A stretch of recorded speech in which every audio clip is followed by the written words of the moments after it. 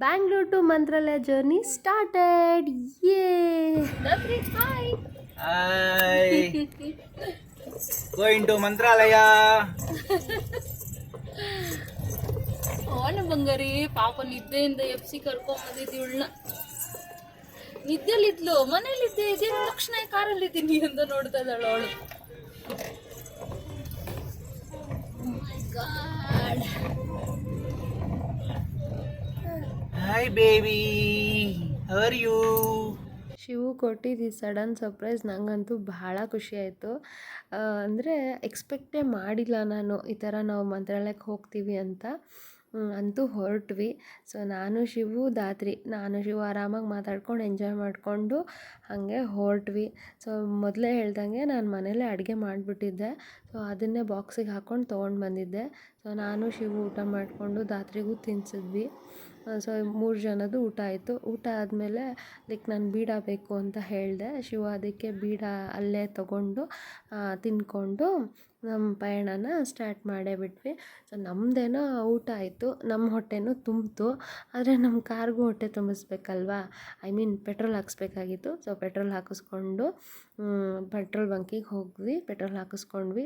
ದಾತ್ರಿ ಅಂತ ಬರ್ಸಿದ್ದಾನೆ ಕಾರ್ ಮೇಲೆ. ಸೊ ಅದು ನಂಗೆ ಸಖತ್ ಇಷ್ಟ, ಅದಕ್ಕೆ ಅದನ್ನು ವೀಡಿಯೋ ಮಾಡಿಕೊಂಡೆ. ಸೊ ಅಲ್ಲಿಂದ ಹೊರಟ್ವಿ. ಅಷ್ಟರಲ್ಲಿ ದಾತ್ರಿಗೆ ನಿದ್ದೆ ಬಂದ್ಬಿಡ್ತು, ಮಲ್ಕೊಂಡ್ಲು ತೊಡೆ ಮೇಲೇ. ಶಿವು ಹೇಳ್ದೆ ಜಾಸ್ತಿ ಹೊತ್ತು ತೊಡೆ ಮೇಲೆ ಹಾಕ್ಕೊಂಡ್ರೆ ನಿಮಗೆ ಸುಸ್ತಾಗತ್ತೆ, ಟಯರ್ಡ್ ಆಗುತ್ತೆ ಅಂತ. ಅದಕ್ಕೆ ಅಲ್ಲೇ ಬೆಡ್ಶೀಟ್ ಹಾಕ್ಕೊಂಡು ಅಲ್ಲೇ ಕಾಲ ಹತ್ರ ಅವಳಿಗೂ ಕಂಫರ್ಟಬಲ್ ಮಾಡಿ ಅಲ್ಲೇ ಮಲಗಿಸ್ಕೊಂಡೆ. ಸೊ ಹಂಗೆ ಹೊರಟ್ವಿ. ಹಂಗೂ ಹಿಂಗೂ ಟೀ ಟೈಮ್ ಬಂದೇ ಬಿಡ್ತು. ಸೊ ನನಗೆ ಟೀ ಕುಡಿಲಿಲ್ಲ ಅಂದರೆ ಆಗಲ್ಲ. ಸೊ ಟೀ ಬೇಕು ಅಂತ ಹೇಳಿದೆ, ಮತ್ತೆ ನಿಲ್ಲಿಸಿದ್ವಿ. ಸೊ ಅದಾದ್ರಿಗೆ ಫುಲ್ ಖುಷಿ ಒಂಥರ, ಅಂದರೆ ಕಾರಲ್ಲೇ ಕೂತು ಅವಳಿಗೂ ಒಂಥರ ಬೋರ್ ಆಗಿತ್ತು. ಸೊ ಅವಳು ಎಂಜಾಯ್ ಮಾಡ್ತಾಯಿದ್ಲು. ಸೊ ರಾತ್ರಿ ಆಗೇ ಹೋಯಿತು. ನಾವು ಮಂತ್ರಾಲಯ ರೀಚ್ ಆಗೋ ಅಷ್ಟರಲ್ಲಿ 11 ಆಗಿತ್ತು. ಸೊ ಜೋರು ಮಳೆ ಇತ್ತು ಮಧ್ಯದಲ್ಲೆಲ್ಲ. ಅಲ್ಲೂ ಚಿರಿ ಮಳೆ ಬರ್ತಾ ಇತ್ತು. ಸೊ ಅಂತೂ ರಾಯರ ಮಠಕ್ಕೆ ಬಂದ್ವಿ, ರೀಚ್ ಆಗೇ ಬಿಟ್ವಿ ಮಂತ್ರಾಲಯ ಅಂತ ಸಖತ್ ಖುಷಿ ಆಗೋಯ್ತು ನನಗಂತೂ. ಆ ರಾಯರ ಮಠದ ನೋಡೋದೇ ರಾತ್ರಿ ಆಗಿದ್ರೂ ನೋಡೋಣ ಒಳಗೆ ಹೋಗೋಣ ಅನ್ನೋಷ್ಟು ಎಕ್ಸೈಟ್ಮೆಂಟಲ್ಲಿದ್ದೆ ನಾನು. ಸೊ ಖುಷಿ ಆಯಿತು ನೋಡಿ.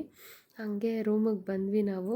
ಸೊ ನನ್ನ ಬರ್ಡೇ ಆಗಿರೋದ್ರಿಂದ ಶಿವ ನಂಗೆ 12 ವಿಶ್ ಮಾಡಿಬಿಟ್ಟು ಗಿಫ್ಟ್ ಕೊಟ್ಟ. ಆ್ಯಕ್ಚುಲಿ ಅವ್ನು ಮೊಬೈಲ್ ತಂದಿದ್ದ ಹೊಸದು, ಅದನ್ನೇ ಗಿಫ್ಟ್ ಮಾಡ್ದೆ. ಅದು ಖುಷಿ ಆಯಿತು ನನಗೆ. ಯಾಕಂದರೆ ನೆಕ್ಸ್ಟ್ ಫೋಟೋ ಸೆಷನ್ ಎಲ್ಲ ಹೊಸ ಮೊಬೈಲಲ್ಲೇ next day.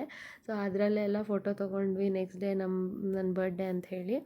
So next day morning ಇದು ಫಸ್ಟು ತಿಂಡಿ ತಿನ್ನಬೇಕು ಅಂತ ಹೇಳಿದೆ ನಾನು. ಯಾಕಂದರೆ ಅಲ್ಲಿ ಮಠಕ್ಕೆ ಹೋದ್ಮೇಲೆ ರಶ್ ಇದ್ದರೆ ಬರೋದು ಲೇಟ್ ಆದರೆ ಅಂದ್ಬಿಟ್ಟು ಫಸ್ಟು 7:15 7:30 ಆಗಿತ್ತು.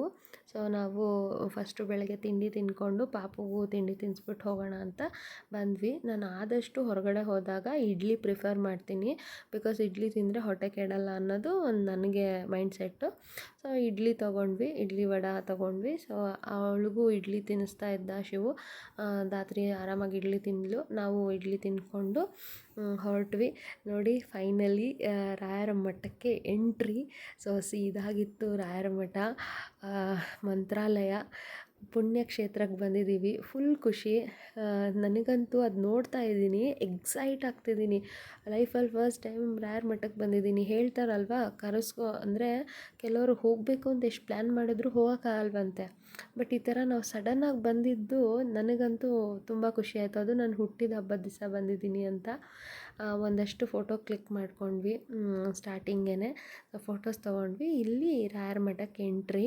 ಸೊ ಇಲ್ಲಿ ಒಳಗಡೆ ಫುಲ್ಲು ವೀಡಿಯೋ ಮಾಡೋಕ್ಕೆ ಕೊಡಲ್ಲ. ಸೊ ಹಾಗಾಗಿ ನಾನು ಇಷ್ಟೇ ತೋರಿಸಿದ್ದೀನಿ. ಸೊ ಇಲ್ಲಿ ನಾವು ಮಠದಲ್ಲಿ ರಾಯರ ದರ್ಶನ ಎಲ್ಲ ಮುಗಿಸಿ ಬಂದ್ವಿ. ಅಲ್ಲಿ ಶರ್ಟ್ ಎಲ್ಲ ತೆಗಿಬೇಕು. ಈಗ ಮತ್ತೆ ಶರ್ಟ್ ಹಾಕ್ಕೊಳ್ತಾ ಇದ್ದಾನೆ ಶಿವು. ಸೊ ಈಗ ನಾನು ತೋರಿಸ್ತಿದ್ದೀನಿ ನೋಡಿ, ಇಲ್ಲಿ ಕಾಣಿಸ್ತಾ ಇದೆಯಲ್ಲ, ಈ ಎಂಟ್ರೆನ್ಸಲ್ಲೇ ಅಲ್ಲೇ ರಾಯರಿರೋದು, ರಾಯರ ಒಂದು ಬೃಂದಾವನ ಇರೋದು. ಅಲ್ಲಿ ನಾವು ಕೈ ಮುಕ್ಕೊಂಡು ಬಂದ್ವಿ. ಸೊ ಎಷ್ಟೊಂದು ಜನ ಇದ್ದರು. ಫುಲ್ಲು ಖುಷಿ ಆಯಿತು ನನಗೆ ರಾಯರನ್ನ ನೋಡಿ. ದಾತ್ರಿನೂ ಫುಲ್ ಎಕ್ಸೈಟ್ ಆಗಿದ್ಲು, ಅವಳು ಹ್ಯಾಪಿಯಾಗಿ ಫೀಲ್ ಮಾಡ್ತಾಯಿದ್ಲು. ಜನಗಳನ್ನೆಲ್ಲ ನೋಡ್ತಾಯಿದ್ಲು. ನೋಡಿ ಎಷ್ಟು ಕ್ಯೂಟಾಗಿ ಕಾಣಿಸ್ತಾ ಇದ್ದಾಳಲ್ಲ. ಹೊಸ ಬಟ್ಟೆ ಶಿವು ಅಲ್ಲೇ ತೊಗೊಂಡ, ನನಗೂ ಸಖತ್ ಇಷ್ಟ ಆಯ್ತದು. ಲಂಗ ಬ್ಲೌಸು, ದಾವಣಿ ಎಲ್ಲ ಇದೆ, ಅದಕ್ಕೆ ಚೆನ್ನಾಗಿದೆ, ಚೆನ್ನಾಗಿ ಕಾಣಿಸ್ತಾ ಇದ್ಲು ಕೂಡ. ಸೊ ಜನಗಳೆಲ್ಲ ಇದ್ದರು ಅಲ್ಲಿ, ಎಷ್ಟೊಂದು ಜನ ಭಕ್ತರು. ರಾಯರಿಗೆ. ಸೊ ಹಾಗೆ ಹಿಂದೆಗಡೆ ಗರ್ಭಗುಡಿ ಹತ್ರ ಹೋಗೋಣ ಅಂದ್ಬಿಟ್ಟು ಅಲ್ಲಿ ಹಿಂದೆಗಡೆ ಗರ್ಭಗುಡಿ ಹತ್ರ ಬಂದ್ವಿ. ಅಲ್ಲಿ ನಾನು ಒಂದು ಸೆಲ್ಫಿ ತೊಗೊಳ್ಳೋಣ ಅಂತ ನೋಡ್ತಾ ಇದ್ದೆ. ಅಷ್ಟರಲ್ಲಿ ಧಾತ್ರಿ ನಮ್ಮನ್ನು ನೋಡ್ತಾನೆ ಇರಲಿಲ್ಲ ಫೋನು. ಬಿಕಾಸ್ ಅವಳು ಅಲ್ಲಿ ಎಲ್ಲರೂ ನಮಸ್ಕಾರ ಮಾಡ್ಕೊಳ್ತಾ ಇದ್ರು, ಅದನ್ನು ಅಬ್ಸರ್ವ್ ಮಾಡ್ತಾಯಿದ್ಲು. ದೇವಸ್ಥಾನಕ್ಕೆ ಬಂದರೆ ಕಳಶ ನೋಡಬೇಕು ಅಂತ ಯಾರೋ ಹೇಳಿದರು. ನಾನು ಅದೇ ರೀತಿ ಕಳಶ ನೋಡಿಕೊಂಡೆ. ಹಾಗೆ ಮಂತ್ರಾಕ್ಷತೆ, ಅಬ್ಬಾ ರಾಯರ ಮಂತ್ರಾಕ್ಷತೆ ಇಸ್ಕೊಂಡೆ. ಫುಲ್ ಖುಷಿ ಆಗೋಯಿತು. ಹೊರಗಡೆ ಬಂದು ನೋಡ್ತೀನಿ ಜನ ಸಾಗರ, ಅಷ್ಟು ಜನ, ಫುಲ್ಲು ಜನಗಳಿದ್ದರು. ನೋಡಿ ಅಲ್ಲಿ ಕಾಣಿಸ್ತಾ ಇದೆ ಬೃಂದಾವನ. ಹೇಗೆ ರಾಯರ ಒಂದು ದರ್ಶನ ಆಯಿತು ಅಂದರೆ ತುಂಬ ಮನಸ್ಸಿಗೆ ಖುಷಿ ಕೊಡ್ತದು. ಒಂದು ಹಸು ಅಲ್ಲಿ ಕೂತಿತ್ತು. ನಾನು ಹೇಳಿದೆ ಫೋಟೋ ತೊಗೊಳ್ಳೋಣ ಅಂತ, ಹಾಗೆ ಫೋಟೋ ತೊಗೊಂಡ್ವಿ. ಸೊ ಇಲ್ಲೆಲ್ಲ ಮಳೆ ಬಂದಿರೋದ್ರಿಂದ ಫುಲ್ ಒದ್ದೆ ಆಗಿತ್ತು. ಸೊ ಇದೆಲ್ಲ ಆಯ್ತಲ್ಲ, ಇನ್ನು ಹೊರಡೋಣ, ಇಲ್ಲೇನು ಬೇರೆ ಕಡೆ ಪ್ಲೇಸ್ ಇದೆ ನೋಡೋಣ ಅಂತ ಹೇಳಿಬಿಟ್ಟು, ಸೊ ರಾಯರ ಒಂದು ಮೂಲ ಸ್ಥಾನ ಅಲ್ಲಿಗೆ ಹೋಗೋಣ ಅಂತ ಹೇಳ್ದ ಶಿವು. ಅದಕ್ಕೆ ಅಲ್ಲಿಗೆ ಹೊರಟ್ವಿ. ಸೊ ಅಷ್ಟರಲ್ಲಿ ಪ್ರಸಾದದ ನೆನಪಾಯಿತು. ಓಕೆ, ನೀನು ಮತ್ತು ಪಾಪು ರೂಮ್ಗೆ ಹೋಗಿರಿ, ನಾನು ಪ್ರಸಾದ ತರ್ತೀನಿ ಅಂದ್ಬಿಟ್ಟು ನಮ್ಮನ್ನು ರೂಮಿಗೆ ಬಿಟ್ಬಿಟ್ಟು ಶಿವು ಮತ್ತು ಪ್ರಸಾದ ತರಕ್ಕೆ ಹೋದ. ಸೊ ನಾನು ರೆಡಿ ಆಗ್ತಾಯಿದ್ದೆ. ಅಲ್ಲಿ ಪಾಪುಗೆ ನಿದ್ದೆ ಬಂದ್ಬಿಡ್ತು ಧಾತ್ರಿಗೆ. ಅವಳು ಮಲ್ಕೊಂಡೇ ಬಿಟ್ಲು. ಅಷ್ಟರಲ್ಲಿ ನಾನು ರೆಡಿಯಾಗಿ ಕೆಳಗಡೆ ಬಂದೆ. ಶಿವನು ಅಷ್ಟರಲ್ಲಿ ಬಂದ. ಸೊ ನಾವಿಲ್ಲಿಂದ ಹೊರಟಿದ್ದೇನೆ ರಾಯರ ಮೂಲ ಸ್ಥಾನ ಬಿಚ್ಚಾಲಮ್ಮ ದೇವಸ್ಥಾನ ಅಂತ ಇದೆ ಅಲ್ಲಿ. ಸೊ ಬಿಚ್ಚಾಲಮ್ಮ ದೇವಸ್ಥಾನಕ್ಕೆ ಹೋದ್ವಿ. ಹಾರ್ಡ್ಲಿ ಮಂತ್ರಾಲಯ ಮಠದಿಂದ ಬಿಚ್ಚಾಲಮ್ಮ ದೇವಸ್ಥಾನಕ್ಕೆ ಹಾರ್ಡ್ಲಿ 15 ಮಿನಿಟ್ಸ್ ಡ್ರೈವ್ ಅಂದ್ಕೋಬೋದು. 10 to 15 ಮಿನಿಟ್ಸ್ ಡ್ರೈವ್ ಅಷ್ಟೇ. ಅಲ್ಲಿ ಮಳೆ, ನಾವು ಹೋಗಿದ್ದ ದಿವಸ ಹೆಂಗಂದರೆ ಬರೀ ಮಳೆನೇ ಇತ್ತು, ಚಿರಿ ಮಳೆ ಬರ್ತಾನೆ ಇತ್ತು. ಆ್ಯಕ್ಚುಲಿ ಆ ಮಳೆಲೇ ಎಲ್ಲ ಕಡೆ ದರ್ಶನ ಮುಗಿಸಿದ್ದೀವಿ. ಬರೋ ಅಷ್ಟೊತ್ತಿಗೆ ಫುಲ್ ಕೋಲ್ಡ್ ಆಗಿಬಿಟ್ಟಿತ್ತು ನನಗೂ ಪಾಪುಗೂ. ಸೊ ಇದೇ ಬಿಚ್ಚಾಲಮ್ಮ ದೇವಸ್ಥಾನ. ಅಲ್ಲೇನು ನಿಮಗೆ ನದಿ ಕಾಣಿಸ್ತು, ತುಂಗಭದ್ರಾ ನದಿ ಹರಿತಾ ಇತ್ತು ನೋಡಿ. ಮಳೆ ಬರ್ತಾನೆ ಇದೆ. ಹಾಗೂ ಶಿವು ಇನ್ನು ಕಾಯೋಕ್ಕಾಗಲ್ಲ ಅಂದ್ಬಿಟ್ಟು ಹಾಗೆ ಎತ್ಕೊಂಡು ಹಾಗೆ ಹೊರಟ. ಪಾಪುನ ಓಡೋಗ್ತಾ ಇದ್ದಾನೆ ನೋಡಿ ಅಲ್ಲಿ. ಸೊ ಹಂಗೆ ಇದೆ ಬಿಚ್ಚಾಲಮ್ಮ ದೇವರು. ಸೊ ಇಲ್ಲಿ ಒಂದು ಪ್ರದಕ್ಷಿಣೆ ಹಾಕೋಣ ಅಂದ್ಬಿಟ್ಟು ಪ್ರದಕ್ಷಿಣೆ ಹಾಕ್ತಾಯಿದ್ವಿ. ಸೊ ನನಗೆ ಹೆಂಗಂದರೆ ಎಲ್ಲಿ ಹೋದರೂ ಒಂದು ಸೆಲ್ಫಿ ತೊಗೊಳ್ಳೋಣ ಅನ್ನೋದು ಒಂದು ಇಷ್ಟ. ಯಾಕಂದರೆ ಒಂದು ಮೆಮೊರೀಸ್ ಇರುತ್ತೆ ಅನ್ನೋದಕ್ಕೆ ಮತ್ತೆ ಇಲ್ಲೊಂದು ಸೆಲ್ಫಿ ತೊಗೊಳ್ತಾ ಇದ್ದೆ. ಸೊ ಪಾಪು ನೋಡ್ತಾ ಇದ್ಲು. ಸೊ ಇಲ್ಲಿ ಬಂದ್ವಲ್ಲ, ಇದೇ ಏಕಶಿಲಾ, ಇದು ರಾಘವೇಂದ್ರ ಸ್ವಾಮಿಯವರ ಮೂಲ ಸ್ಥಾನ. ಇದೇ ನಾನು ಹೇಳಿ ತುಂಗಭದ್ರಾ ನದಿ ಹರಿತಾ ಇದೆಯಲ್ಲ, ಇಲ್ಲಿ ಕಾಣ್ತಾ ಇದೆ ನೋಡಿ, ಇದೇ ಮೂಲ ಸ್ಥಾನ ಅವ್ರದ್ದು. ಸೊ ಇಲ್ಲೇ ಇದ್ದರು, ಇಲ್ಲೇ ಅವ್ರು ಕುಳ್ಕೊಳ್ತಾ ಇದ್ದರು, ಈ ಥರದ್ದೆಲ್ಲ ಪ್ರತೀತಿ ಇದೆ. ಸೊ ಇದು ನಾನೇನು ಸೆಲ್ಫಿ ವಿಡಿಯೋ ಮಾಡ್ಕೋತಾ ಇದ್ದೀನಿ, ಇಲ್ಲಿ ಅನ್ನ ಸಂತರ್ಪಣೆ ಆಗ್ತಾಯಿತ್ತು. ಸೊ ತುಂಬ ದೊಡ್ಡ ಕ್ಯೂ ಇತ್ತು. ಸೊ ನಮಗೆ ನಿಲ್ಲಕ್ಕಾಗಿಲ್ಲ, ಅಷ್ಟು ಪಾಪನ ಇಟ್ಕೊಂಡು ಅಷ್ಟೊತ್ತು ತನಕ ನಿಲ್ಲಕ್ಕಾಗಲ್ಲ ಅಂದ್ಬಿಟ್ಟು ಸೊ ಜಸ್ಟ್ ಅಲ್ಲಿಂದ ನೋಡಿಬಿಟ್ಟು ನಾವು ಹೊರಟ್ವಿ. ಸೊ ನೆಕ್ಸ್ಟ್ ಹೋಗಿದ್ದೆ ನಾವು ಅಪ್ಪಣ್ಣ ಆಚಾರ್ಯರ ಮನೆಗೆ. ಸೊ ಅಲ್ಲಿ ನಮ್ಮ ರಾಘವೇಂದ್ರ ಸ್ವಾಮಿಯವರು ಕುಳಿತುಕೊಳ್ತಾ ಇದ್ರು ನೋಡಿ. ಈ ಜಾಗ ಏನು ಕಾಯಿನ್ ಹಾಕಿದಾರಲ್ಲ, ಆ ಜಾಗದಲ್ಲಿ ಸ್ವಾಮಿಯವರು ಕೂತ್ಕೋತಾ ಇದ್ರು. ಅಲ್ಲಿ ನಾವು ಕಾಯಿನ್ ಹಾಕಿ ಏನಾದರೂ ನಮ್ಮ ಮನಸ್ಸಲ್ಲಿರೋದು ಕೇಳ್ಕೊಂಡ್ರೆ ಆಗುತ್ತೆ ಅನ್ನೋದು ನಂಬಿಕೆ. ಸೊ ಅಲ್ಲಿಂದ ರಾಘವೇಂದ್ರ ಸ್ವಾಮಿಯವರು ಯಾವ ವಿಗ್ರಹಕ್ಕೆ ಪೂಜೆ ಮಾಡ್ತಾಯಿದ್ರು, ಅವರು ಯಾವ ಫೋಟೋ ಎಲ್ಲ ಇಟ್ಕೊಂಡಿದ್ರು, ಅವ್ರದ್ದು ಒಂದು ಹೇಗಿತ್ತು ಅವರ ದಿನಗಳು ಅಂತ ಅಲ್ಲಿ ಅರ್ಚಕರು ಎಲ್ಲ ಹೇಳ್ತಾಯಿದ್ರು, ಅಲ್ಲಿ ಗೈಡ್ ಮಾಡ್ತಾಯಿದ್ರು. ಸೊ ಇದೆಲ್ಲ ನೋಡಿಕೊಂಡು ಹೊರಗಡೆ ಬಂದ್ವಿ. ಸೊ ನನಗೆ ಹೆಂಗಂದರೆ ಎಲ್ಲಾದರೂ ಗ್ರೀನರಿ ನೋಡಿದ ತಕ್ಷಣ ಫೋಟೋ ತೊಗೊಳ್ಳೋಣ ಅಂತ ಇರ್ತೀನಿ. ಸೊ ಹಾಗೆ ಅಲ್ಲೊಂದು ಕಡೆ ಹೊರಟ್ವಿ. ಅಲ್ಲಿಂದ ಗ್ರೀನರಿ ನೋಡಿದೆ. ಸೊ ನಂಗೆ ಫೋಟೋ ತೊಗೋಬೇಕು ಅನ್ನಿಸ್ತು. ಆ ಗದ್ದೆ ಮಧ್ಯದಲ್ಲಿ ಹೋಗೋಕ್ಕೆ ನಂಗೆ ಭಯ ಆಯಿತು. ಬಟ್ ಶಿವು ಹೋಗೇ ಬಿಟ್ಟ. ಸೊ ಅವನು ಅಲ್ಲಿ ಎಂಜಾಯ್ ಮಾಡ್ತಾ ಇದ್ದ. ನೋಡು ನಾನು ಎಷ್ಟು ಆರಾಮಾಗಿ ಇದ್ದೀನಿ, ಬಾ ಅಂತ. ನಾನು ಬರಲ್ಲ ಅಂದೆ. ಸೊ ನಾನು ತುದಿಲೇ ನಿಂತ್ಕೊಂಡು ಎಲ್ಲ ಫೋಟೋ ತೊಗೋತಾ ಇದ್ದೆ.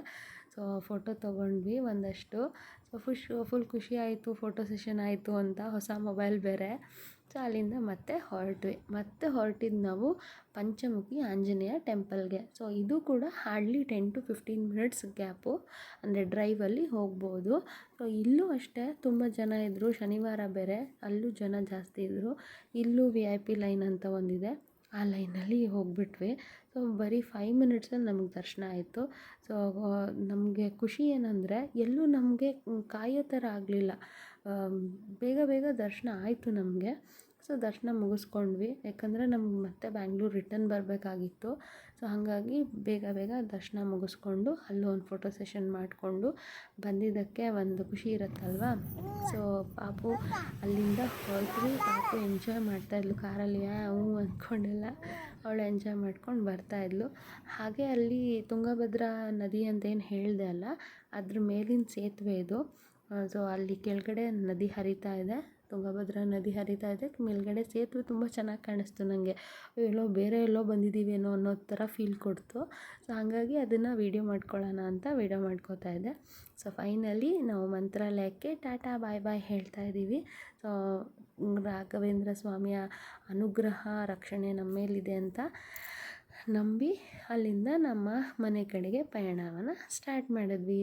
ಇಲ್ಲಿ ಕನ್ನಡಕ ಹಾಕಿದ್ರೆ ಅವಳಿಗೆ ಅದನ್ನು ತಗೊಳ್ತಾ ಇದ್ಲು. ಆ ಟೋಪಿ ಒಳಗೆ ಇರಿಟೇಷನ್ ಆಗೋಯ್ತು, ಅದನ್ನು ತಗೊಂಡ್ಳು. ಪಂಚಮುಖಿ ದೇವಸ್ಥಾನದಲ್ಲಿ ಶಿವು ನೆನಪಿಗಿರಲಿ ಅಂತ ಒಂದು ಗದೆ ಕೊಡಿಸಿದ್ದ, ಅದನ್ನು ತೊಗೊಂಡು ಆಟಾಡ್ತಾ ಇದ್ಲು. ಸೊ ಅವಳು ಎಂಜಾಯ್ ಮಾಡ್ಕೊಂಡು ಬಂದಳು. ಸೊ ಅವಳಿಗೂ ಖುಷಿ ಆಯಿತು. ಕಾರಲ್ಲಿ ಎಷ್ಟೊತ್ತಾಗುತ್ತೆ ಅಷ್ಟೊತ್ತು ಅವಳನ್ನ ಆಟಾಡಿಸ್ದೆ. ಆಮೇಲೆ ಗೊತ್ತಲ್ಲ ಅವಳಿಗೆ ನಿದ್ದೆ ಬಂದ್ಬಿಡತ್ತೆ. ಸೊ ಇಲ್ಲಿ ಮಧ್ಯದಲ್ಲಿ ಒಂದು ಕಡೆ ಕಾರ್ ಅಡ್ಡ ಹಾಕಿದ್ರು ನಮಗೆ. ಸೊ ಏನಾಯಿತು ಅಂತ ನೋಡೋಣ ಅಂದರೆ ಅವ್ರ ಕಾರ್ ಕೆಟ್ಟೋಗಿತ್ತು, ಯಾರ್ದೋ ಶಿವಮೊಗ್ಗದ ಗಾಡಿ. ಸೊ ನಾವು ಆಮೇಲೆ ಕಾರ್ ನಿಲ್ಲಿಸ್ಬಿಟ್ಟು ಶಿವನೇ ಹೆಲ್ಪ್ ಮಾಡ್ದೆ ಅವ್ರಿಗೆ. ಸೊ ಶಿವಗೆ ತುಂಬ ಥ್ಯಾಂಕ್ಸ್ ಹೇಳಿದ್ರು ಅವರು. ಸೊ ಅದಾದಮೇಲೆ ಮತ್ತೆ ಹೊರಟ್ವಿ. ಸೊ ಅಂತೂ ಇಂತೂ ಕತ್ಲೆ ಆಗೇ ಬಿಡ್ತು. ಬ್ಯಾಂಗ್ಳೂರು ಇನ್ನೂ ರೀಚ್ ಆಗಿಲ್ಲ ನಾವು. ಸೊ ಇನ್ನೂ ಬರ್ತಾನೆ ಇದ್ವಿ. ಸೊ ಪಾಪು ನೋಡಿ ಇನ್ನೂ ಅವಳು ಎಚ್ಚರವಾಗೇ ಇದ್ಲು, ಆಟ ಆಡ್ಕೊಂಡಿದ್ಲು. ಅಷ್ಟು ಅವಳನ್ನ ಆಟಾಡಿಸ್ತಾ ಇದ್ವಿ, ಮಾತಾಡ್ಸೋದು, ಅವಳನ್ನ ಆಟಾಡ್ಸೋದು, ಹೀಗೆ ಮಾಡ್ಕೊಂಡು ನಮ್ಮ ಜರ್ನಿನ ನಾವು ಮುಂದೆ ಕಂಟಿನ್ಯೂ ಮಾಡಿದ್ವಿ. ಸೊ ನಾನು ಹೇಳಿದೆ ಶಿವಗೆ ಊಟ ಮಾಡಿಬಿಡೋಣ ಅಂತ, ಬಿಕಾಸ್ ನಂಗೆ ಹೊಟ್ಟೆ ಹಸಿವಾಗ ಸ್ಟಾರ್ಟ್ ಆಯಿತು. ಸೊ ಅಲ್ಲೇ ಒಂದು ಕಡೆ ಹೋಟೆಲ್ಗೆ ಹಾಕಿದ್ವಿ. ಹೋಟೆಲ್ಗೆ ಹಾಕ್ಬಿಟ್ಟು ನಮ್ಮ ಊಟನ ನಾವು ಮುಗಿಸ್ಕೊಂಡ್ವಿ. ಹಾಗೆ ಪಾಪುಗೂ ಊಟ ಮಾಡಿಸಿದ್ವಿ, ಅವಳು ಕೂಡ ಊಟ ಮಾಡಿದ್ಲು. ಯಾಕಂದರೆ ಮತ್ತೆ ಮನೆ ರೀಚ್ ಆಗೋಷ್ಟು ಲೇಟ್ ಆಗುತ್ತೆ ಅಂದ್ಬಿಟ್ಟು ಊಟ ಮಾಡ್ಕೊಂಡು ಮತ್ತೆ ಅಲ್ಲಿಂದ ನಾವು ನಮ್ಮ ಮನೆ ಕಡೆಗೆ ಹೊರಟ್ವಿ. ಅಲ್ಲಿಂದ hardly it takes 2 to 3 hours journey ಆಗಿತ್ತು. ಮತ್ತು ಅಲ್ಲಿಂದ ಹೊರಟ್ವಿ. CKಯಲ್ಲಿ ಕಾಲೇಜ್ ಬಂದೇ ಬಿಡ್ತು. ನಮ್ಮ ಮನೆ ಹತ್ತತ್ರ ಬಂದ್ವಿ, ನಮ್ಮ ಏರಿಯಾಗೆ ಕಾಲಿಟ್ಟೇ ಬಿಟ್ವಿ. ಸೊ ಫೈನಲಿ ನಾವು ರೀಚ್ ಆದ್ವಿ ನಮ್ಮ ಮನೆಗೆ. So thank you so much ನನ್ನ ವೀಡಿಯೋನ ನೋಡಿದ್ದಕ್ಕೆ. ಸೊ ಇದೇ ಥರ ನನ್ನ ವೀಡಿಯೋಸ್ನ ನೋಡ್ತಾ ಇರಿ, ಲೈಕ್ ಮಾಡಿ, ಸಬ್ಸ್ಕ್ರೈಬ್ ಮಾಡಿ, ಹಾಗೆ ಕಮೆಂಟ್ ಕೂಡ ಮಾಡಿ ಅಂತ ಹೇಳ್ತಾ ಟಾಟಾ bye bye, take care, love you all.